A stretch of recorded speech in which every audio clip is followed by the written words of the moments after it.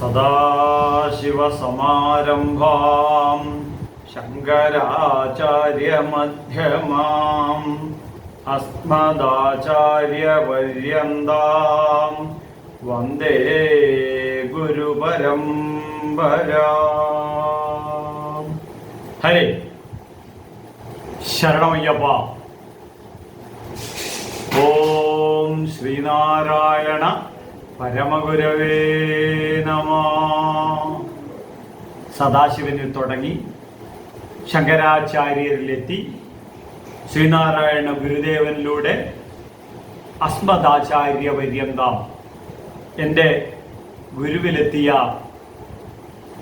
ഗുരുപരമ്പരയ്ക്ക് മുന്നിൽ സാഷ്ടാംഗ നമസ്കാരം. ഏവം പരമ്പര പ്രാപ്തം. ഈ പരമ്പരാപ്രാപ്തമായ സനാതനമായ ഋഷിപ്രോക്തമായ ഭാരതീയ ഹൈന്ദവ സംസ്കൃതിയാണ് എൻ്റെ പൈതൃകം. ആ പൈതൃകത്തിൽ എന്തുകൊണ്ടും സൂര്യന് തുല്യം ജ്വലിക്കുന്ന അത്യുജ്വല ആത്മീയ തേജസ്സാണ് ശ്രീനാരായണ പരമ ഗുരുദേവൻ. എല്ലാവരുടെയും ഗുരുക്കന്മാര്, ആ ഗുരുക്കന്മാരുടെയും ഗുരുവാണ് പരമഗുരുവായ ശ്രീനാരായണ ഗുരുദേവൻ. ഗുരുദേവ ജയന്തിയും ഗുരുദേവ സമാധിയും നാം ആചരിച്ച് മുന്നോട്ട് പോകുകയാണ്. പക്ഷേ എവിടെയോ ഈ ഹിന്ദു സംസ്കൃതിക്ക് ഒരു മൂല്യച്യുതി നമുക്ക് ദർശിക്കാൻ സാധിക്കും. മലയാളികളോട് മലയാളത്തിൽ വേദാന്തത്തിൻ്റെ പെരുമ്പറ ഘോഷം എത്തിക്കാൻ ഒരു തിരു അവതാരം, അതാണ് ശ്രീനാരായണ ഗുരുദേവ അവതാരം. മദ്യവും മയക്കുമരുന്നും മാംസവും പുകയില ഉൽപ്പന്നങ്ങളും ലഹരി പദാർത്ഥങ്ങളും ഈ സാമൂഹിക ദുരന്തത്തിൽ മുങ്ങി താഴ്ന്നു പോയ ഒരു സമൂഹം. ആ സമൂഹത്തെ ഉയർത്തെഴുന്നേൽപ്പിച്ച് ജീവിതത്തിൻ്റെ മുഖ്യധാരയിലേക്ക് കൊണ്ടുവരിക എന്നുള്ളതാണ് ശ്രീനാരായണ ഗുരുദേവനിൽ ഞാൻ ദർശിച്ച ഏറ്റവും വലിയ ദർശനം. വിദ്യ കൊണ്ട് പ്രബുദ്ധരാകാൻ ഗുരുദേവൻ മാനവ രാശിയോട് പറയുകയുണ്ടായി. അവിദ്യയാ മൃത്യും തീർത്ത വിദ്യയാ അമൃതമശ്നുതേ. ഇതാണ് വേദങ്ങളുടെ പെരുമ്പറ ഘോഷം.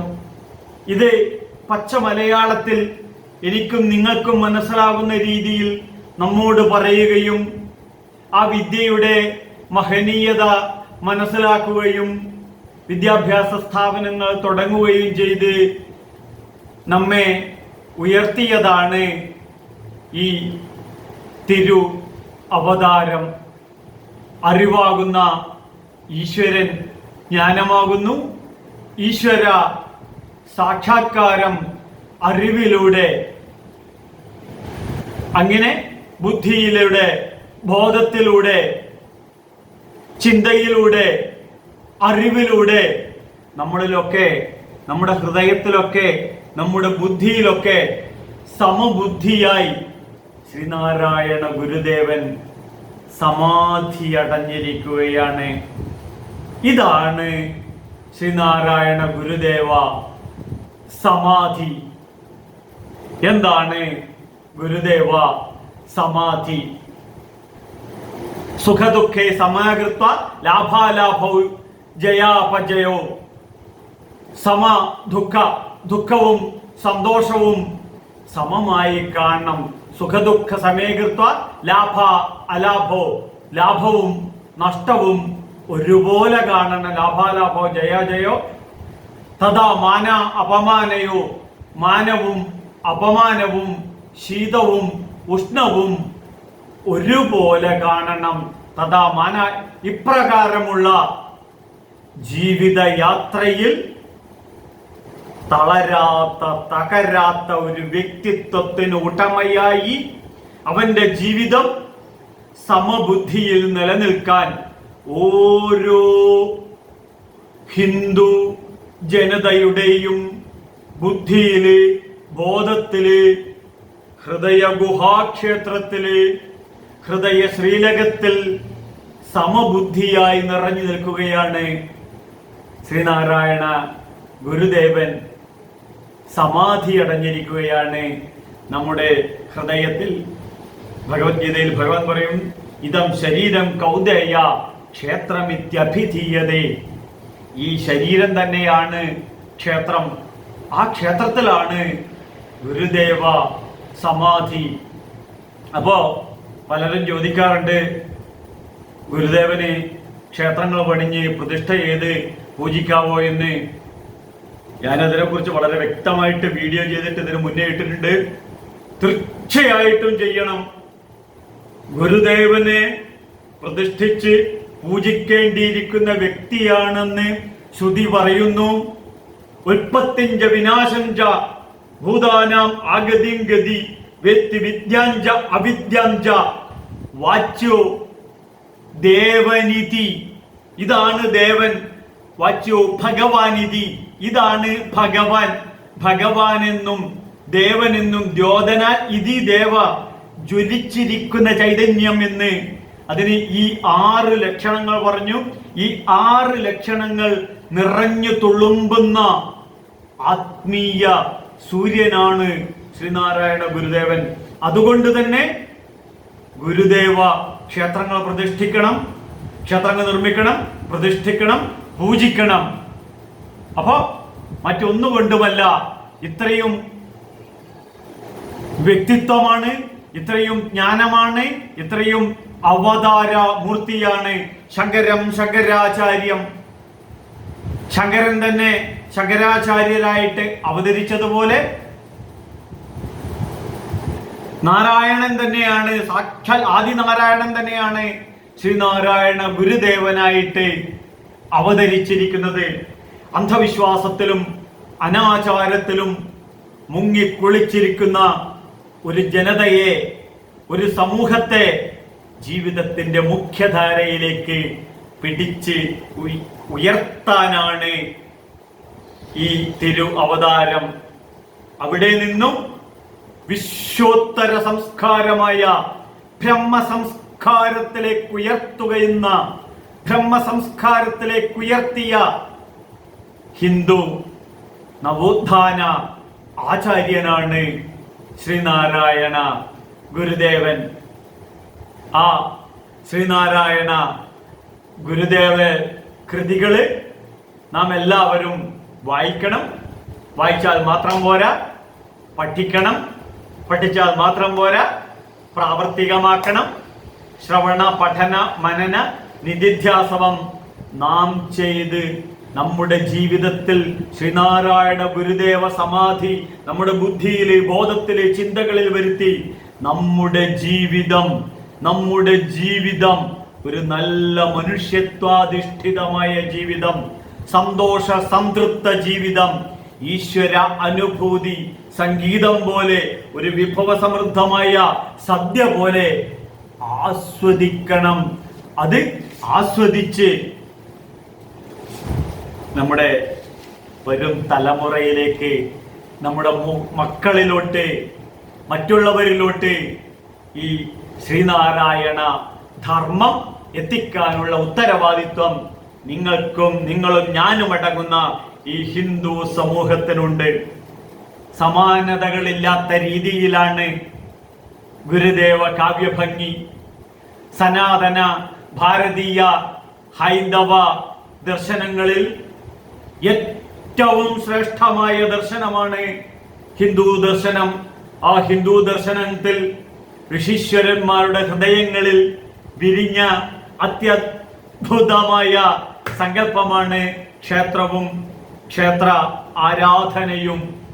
ആ ക്ഷേത്രവും ക്ഷേത്ര ആരാധനയുടെയും മഹനീയത ഉൾക്കൊണ്ട് ആ ഉൾക്കാഴ്ചയിലൂടെ ഞാനും നിങ്ങളും അടങ്ങുന്ന ഹിന്ദു സഹോദരന്മാരുടെ ജീവിത നിലവാരത്തിന്റെ ഉയർച്ചയ്ക്ക് വേണ്ടിയിട്ടാണ് ശ്രീനാരായണ ഗുരുദേവൻ 36ഓളം ക്ഷേത്രങ്ങൾ പ്രതിഷ്ഠിക്കുകയും ക്ഷേത്ര സംസ്കൃതി വളർത്തുകയും ചെയ്ത ആധ്യാത്മിക ആചാര്യനാണ്. ഹിന്ദു സന്യാസിയാണ്. വെള്ള വസ്ത്രധാരിയായ ആ ഗുരുദേവൻ ഈ 36 ക്ഷേത്രങ്ങളിൽ പ്രതിഷ്ഠ നടത്തി. അവിടുത്തെ ആചാര്യനായി, അവിടുത്തെ തന്ത്രി അദ്ദേഹമായി, അവിടുത്തെ ആചരണത്തിനുള്ള സർവ്വതും റിട്ടണായി എഴുതി വച്ചിരിക്കുകയാണ്.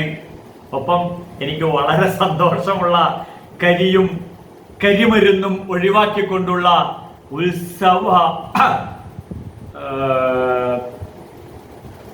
ഉത്സവ അന്നദാനം മുതലായിരിക്കുന്ന എല്ലാം വളരെ ഭംഗിയായിട്ട് എഴുതിയിട്ടുണ്ട്. ആചാര്യ തപസന്നാന ജപേന നിയമേന ച ഉത്സവ അന്നദാനേന ക്ഷേത്ര അഭിവൃദ്ധിഞ്ച പഞ്ചമാം. ഇങ്ങനെ തന്ത്രസമുച്ചയത്തിൽ പറഞ്ഞ 5 രീതിയിലുള്ള ആചാര അനുഷ്ഠാനങ്ങൾ എങ്ങനെ വേണമെന്ന് ലിഖിതമായി വെച്ചുകൊണ്ട് ഈ കേരള ജനതയെയും ഈ ഭാരത ജനതയെയും ഈ ഹിന്ദു സംസ്കാരത്തെയും ആകാശത്തോളം ഉയർത്തിയ ഋഷിവര്യനാണ് ശ്രീനാരായണ ഗുരുദേവൻ. 4 വേദങ്ങളും 4 വേദാന്തമായ 1180 ഉപനിഷത്തുക്കളും ഗുരുദേവൻ വളരെ ഭംഗിയായി മനോഹരമായി 63 കൃതികളിലൂടെ നമ്മുടെ ജീവിതത്തെ അദ്വൈതാമൃത വർഷിണിയാക്കി, അമൃതമാക്കി മാറ്റാൻ ഗുരുദേവൻ നമുക്ക് വേണ്ടി രചിച്ചു വെച്ചിരിക്കുകയാണ്. എന്തിനാണ്?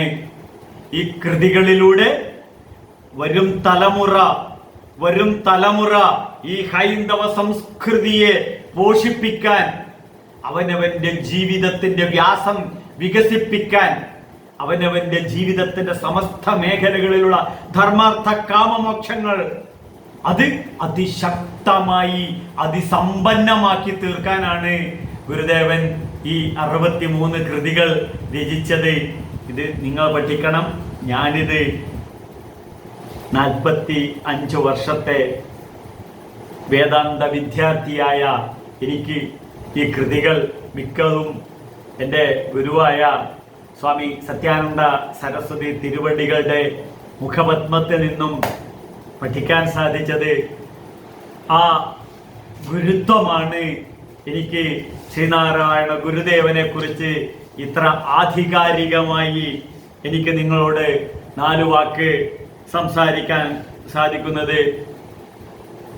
ഒരു ജീവി കയ്യിൽ വന്ന് ഇരുന്നത് കണ്ടല്ലോ. എന്താണ് അതിൻ്റെ? നമുക്ക് എല്ലാവർക്കും അറിയാം.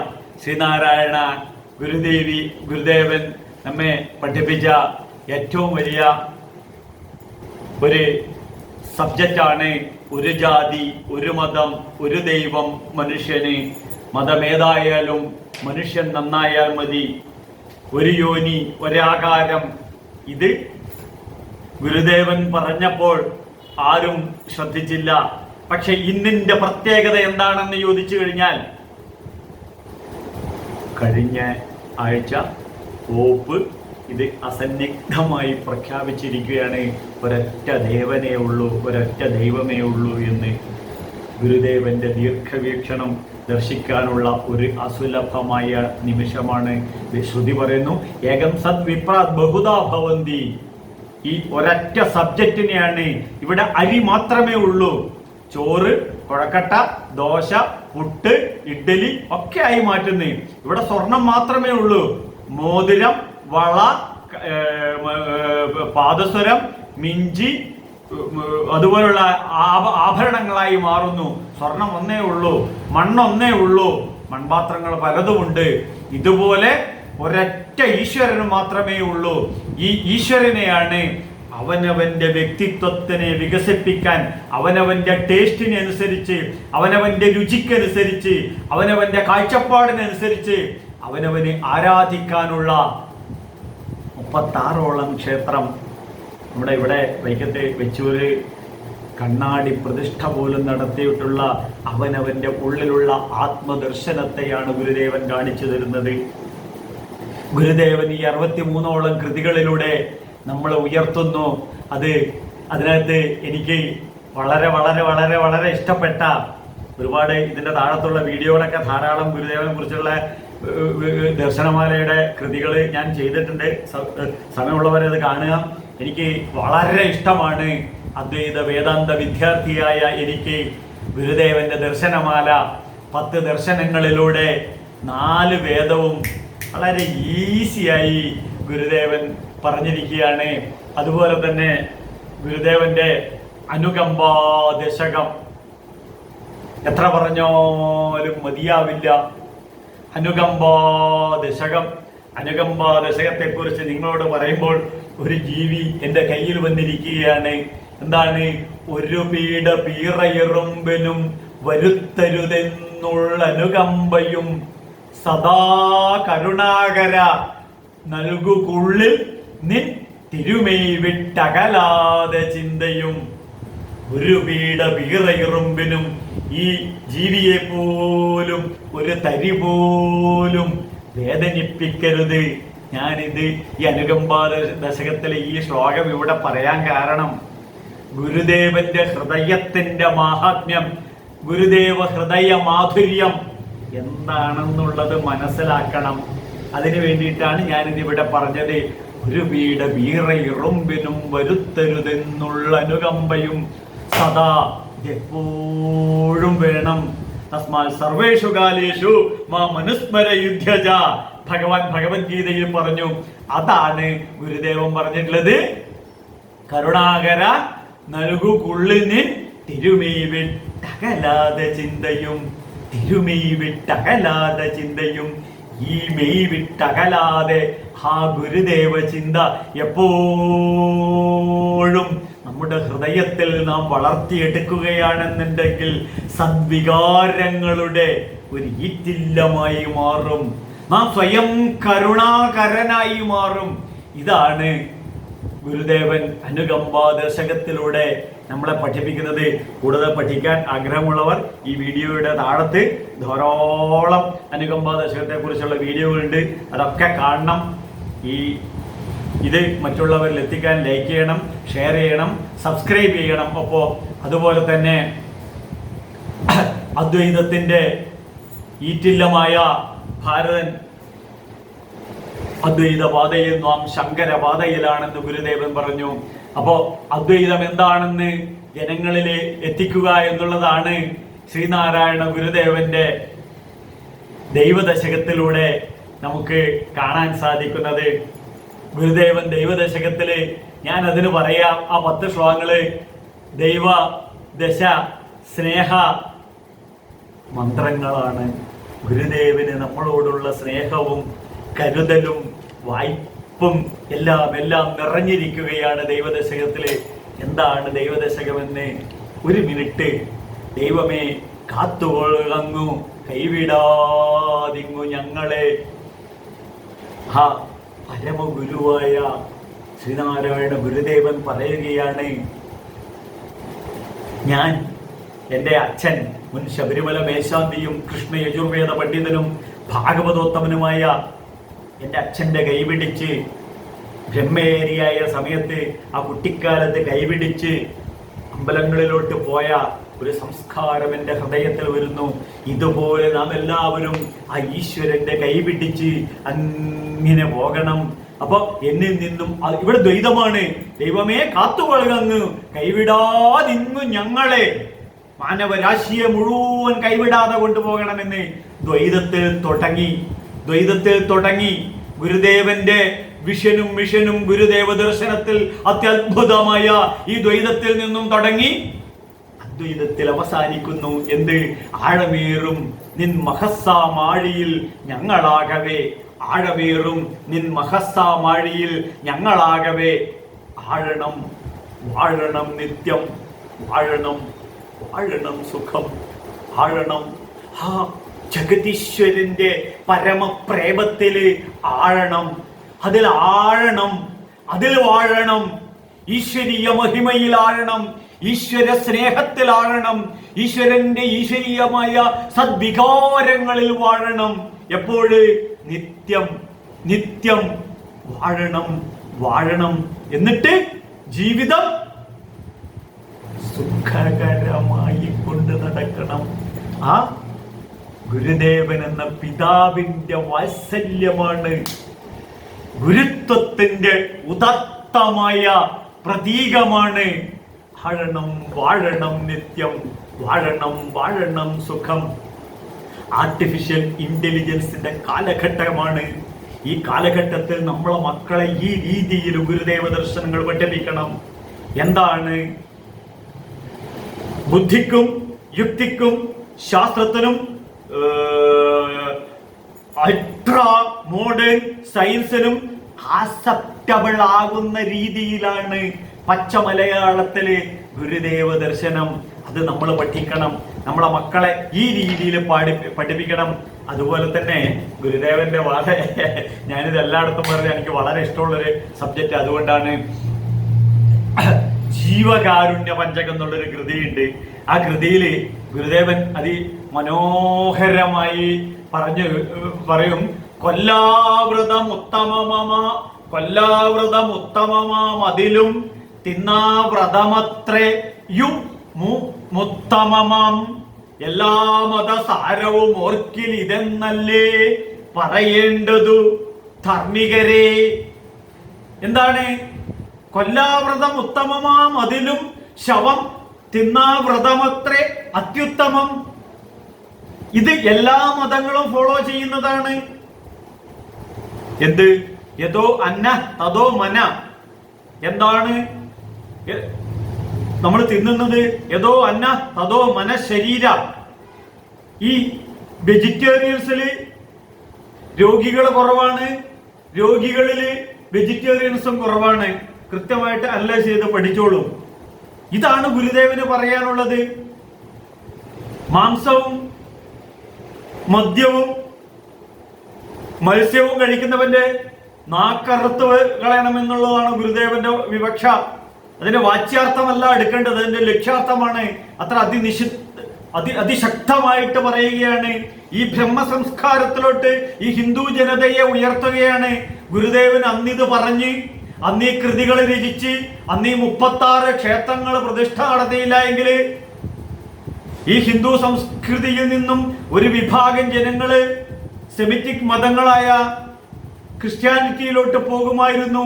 ഇതറിഞ്ഞുകൊണ്ട് തന്നെയാണ് സാക്ഷാൽ നാരായണൻ ശ്രീനാരായണ ഗുരുദേവനായിട്ട് അവതരിച്ച് ഞാനും നിങ്ങളും അടങ്ങുന്ന ഈ ഹിന്ദു സമൂഹത്തെ യഥാർത്ഥമായ ലക്ഷ്യബോധത്തിലേക്ക്, യഥാർത്ഥമായ ഹൈന്ദവ സംസ്കൃതിയിലൂടെ കൈപിടിച്ച് ഉയർത്തുകയും ശ്രീനാരായണ ധർമ്മ പരിപാലന യോഗം എന്ന അദ്ദേഹത്തിന്റെ വിഷനും മിഷനും എത്തിക്കുന്ന രീതിയിൽ അതിശക്തമായ ഒരു പ്രസ്ഥാനത്തിന് രൂപകൽപ്പന ചെയ്യുകയും ചെയ്തു.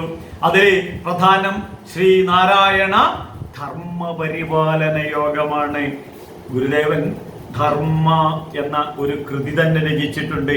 ഈ ശ്ലോകം വിഷ്ണുഷ്ടകം കഴിഞ്ഞ് ഇതും ഗുരുസ്വാമി അവറുകൾ എഴുതിയതാകുന്നു എന്ന കുറിപ്പോടെ ശിവലിംഗദാസ സ്വാമികളുടെ നോട്ട്ബുക്കിൽ അദ്ദേഹം കുറിച്ച, എന്നെ വല്ലാതെ സ്വാധീനിച്ച ഒരു ചെറിയ ശ്ലോകമാണ്.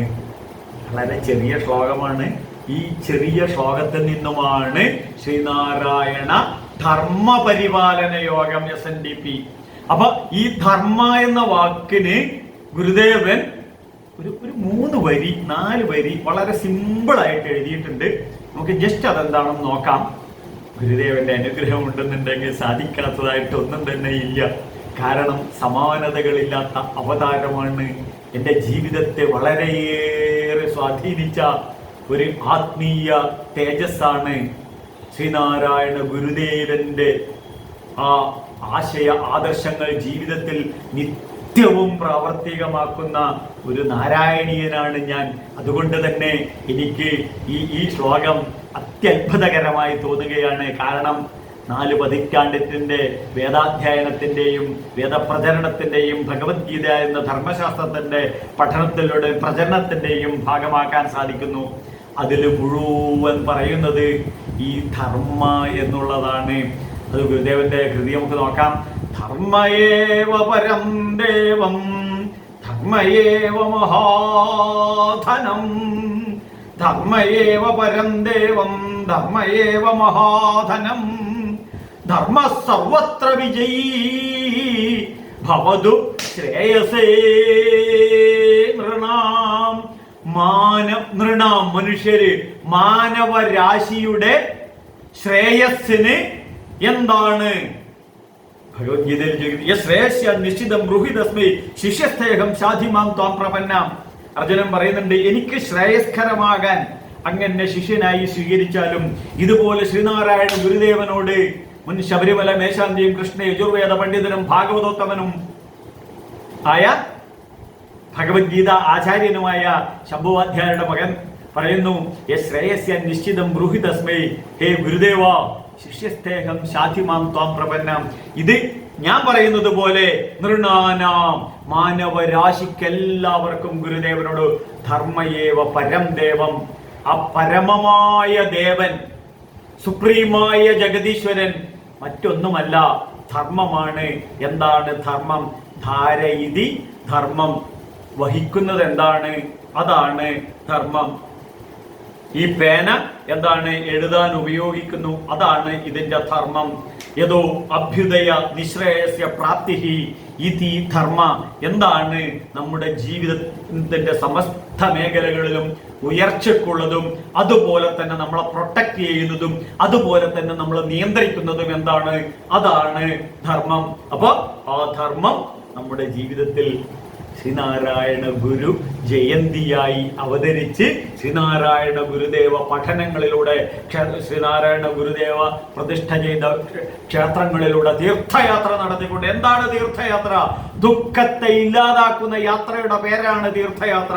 ആ തീർത്ഥയാത്രയിലൂടെ നമ്മളെയൊക്കെ ജീവിതം ഗുരുദേവൻ ഉയർത്തും.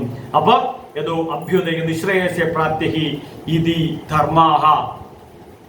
ധർമാചരണമാണ് ഭാരതീയ ഹിന്ദുവിന്റെ ജീവിതക്രമം. ഭാരതീയ ഹിന്ദുവിന്റെ ജീവിതക്രമമാണ് ധർമ്മം. അതുകൊണ്ട് തന്നെയാണ് ഹിന്ദുവിന്റെ ജീവിതക്രമത്തെ സമസ്ത മേഖലകളിലും അതിവ്യക്തമായിട്ട്, അത് വിവാഹത്തിൻ്റെതായിക്കോട്ടെ, ചരമത്തിൻ്റെതായിക്കോട്ടെ, നിത്യജീവിതത്തിനായിക്കോട്ടെ, എല്ലാത്തിൻ്റെയും ക്ഷേത്രവും ക്ഷേത്രവിശ്വാസവും ക്ഷേത്ര ആരാധനയും എല്ലാ ജീവിതക്രമവും വളരെ ഭംഗിയായി എഴുതി വെച്ച് നമ്മളെ പഠിപ്പിച്ച അവതാര ചൈതന്യമാണ് ഗുരുദേവൻ.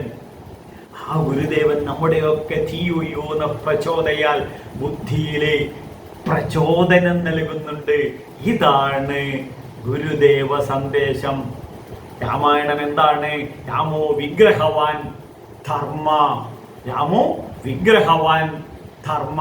ധർമ്മത്തിന്റെ വിഗ്രഹമാണ് രാമൻ. അപ്പൊ ധർമ്മത്തിന്റെ പ്രാധാന്യമാണ് രാമായണത്തില്. ശ്രീമദ് ഭാഗവതം നമ്മളൊക്കെ പഠിക്കുന്ന ശ്രീമദ് ഭാഗവതം എന്താണ്?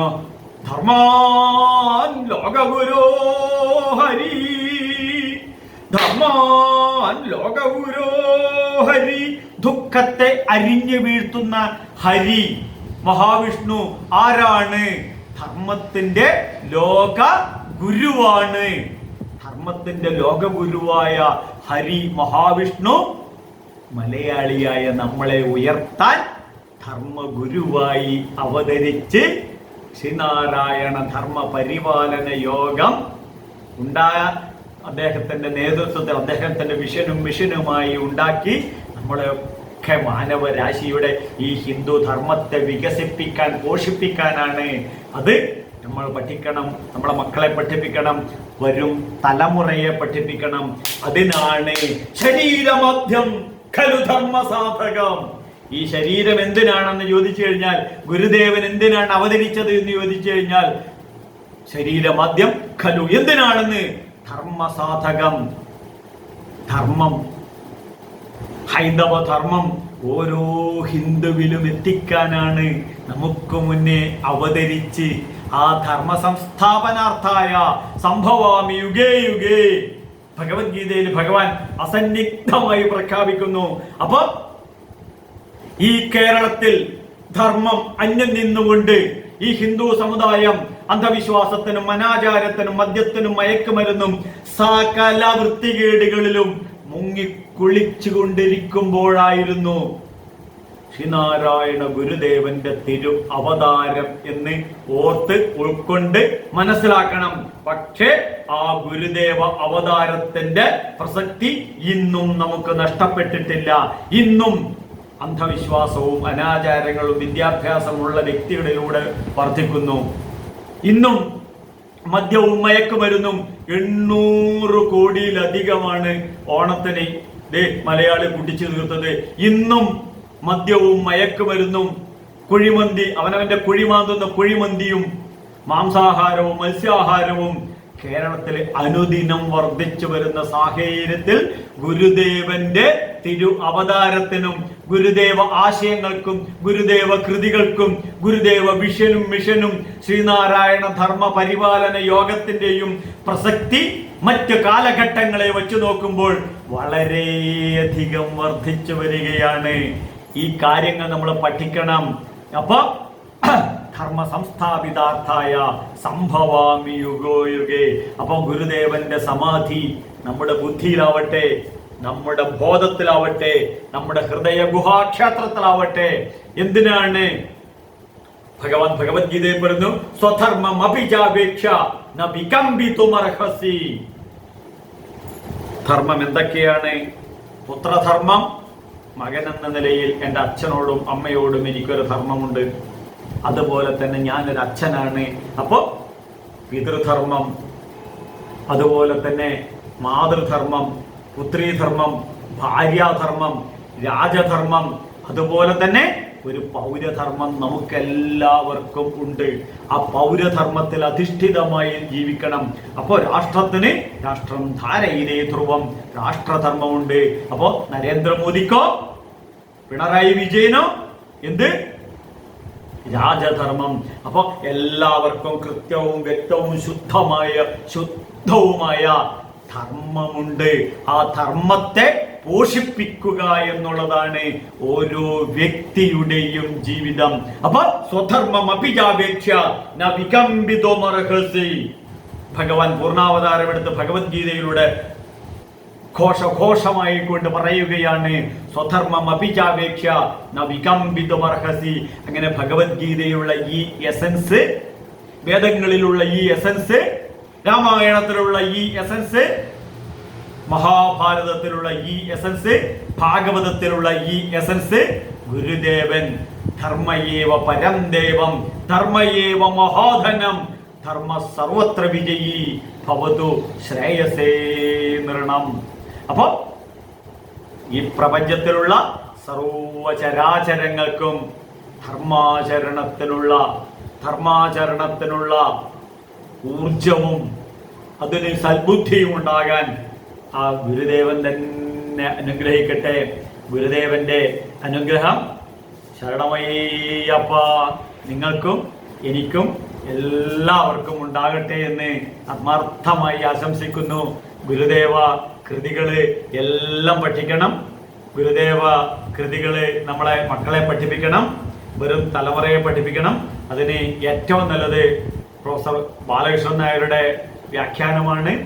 അത് ഗുരുദേവ സമ്പൂർണ്ണ കൃതികള് അദ്ദേഹം നമുക്ക് വേണ്ടി ഭാഷ്യം നൽകി അനുഗ്രഹിച്ചിട്ടുണ്ട്. ആ ഗുരുപരമ്പരയുടെയും അദ്ദേഹത്തിന് ശേഷമുള്ള പിന്നീടുള്ള ആചാര്യന്മാരുടെ ആ ഗുരുപരമ്പരയുടെ എല്ലാവരുടെയും അനുഗ്രഹം നമുക്ക് എല്ലാവർക്കും ഉണ്ടാകട്ടെ എന്ന് ആത്മാർത്ഥമായി ആശംസിക്കുന്നു.